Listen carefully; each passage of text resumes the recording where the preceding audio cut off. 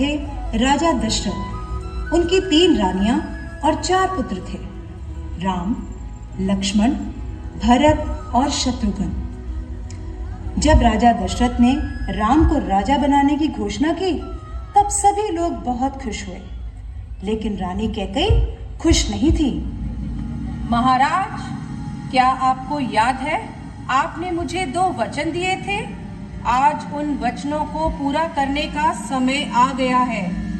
मेरा पुत्र भरत राजा बने और राम 14 वर्ष के वनवास को जाए।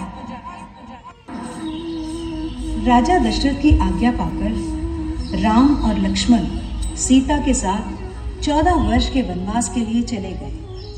पंचवटी में सीता माता ने एक सुनहरे रंग के मृग को देखा।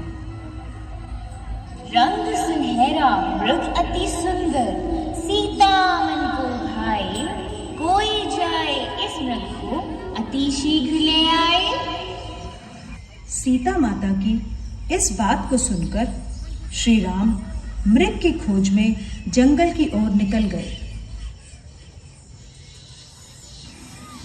बहुत देर हो गई, प्रभु राम अभी तक लौटे नहीं। लक्ष्मण, लक्ष्मण, हे सीते,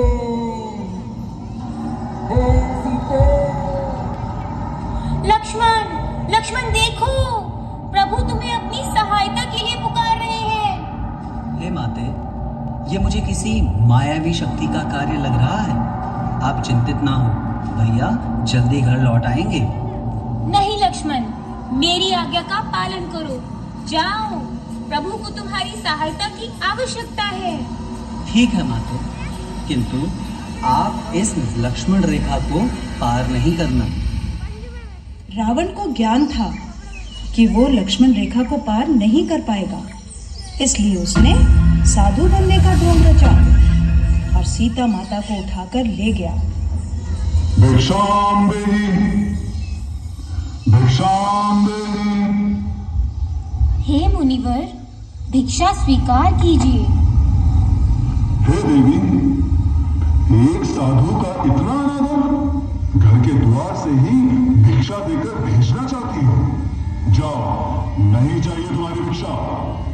नहीं नहीं मुनिवर, रुकिए, मैं आती हूँ।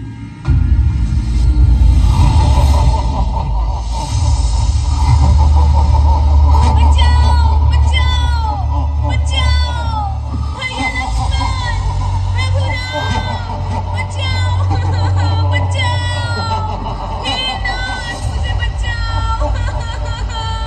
यह धर्मी पापी रावण मुझे उठाकर ले जा रहा है, बचाओ। राम और लक्ष्मण सीता माता को कुटिया में ना पाकर बहुत चिंतित हुए और उनकी खोज में निकल गए। श्री राम, लक्ष्मण और हनुमान ने लंका पर चढ़ाई कर दी और राम और रावण का युद्ध हुआ, जिसमें श्री राम विजयी हुए।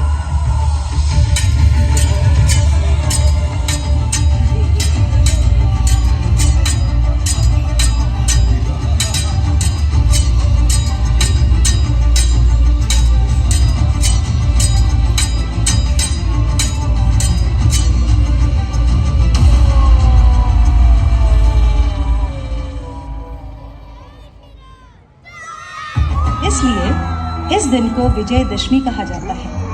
यह त्योहार बुराई पर अच्छाई की जीत का प्रतीक माना जाता है।